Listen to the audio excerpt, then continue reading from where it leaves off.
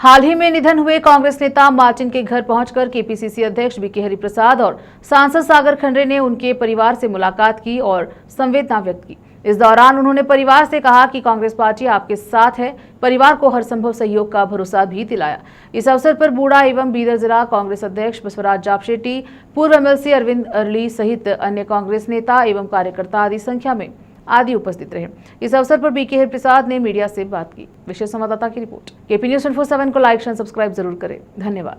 ಒಬ್ಬ ಒಳ್ಳೆ ಸಾಮಾಜಿಕ ಕಾರ್ಯಕರ್ತರಾಗಿದ್ದರು। ನನ್ನ ಜೊತೆ ಸುಮಾರು ಒಂದು 10 ವರ್ಷದಿಂದ ಎಲ್ಲ ಸಾರ್ವಜನಿಕ ಕಾರ್ಯಕ್ರಮದಲ್ಲಿ ಭಾಗವಹಿಸ್ತಾ ಇದ್ರು।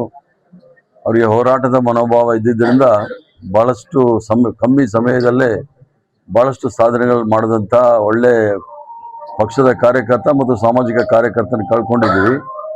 ಕಾರಣಾಂತರದಿಂದ ನನಗೆ ಮೊದಲೇ ಬರಕ್ಕೆ ಆಗಲಿಲ್ಲ।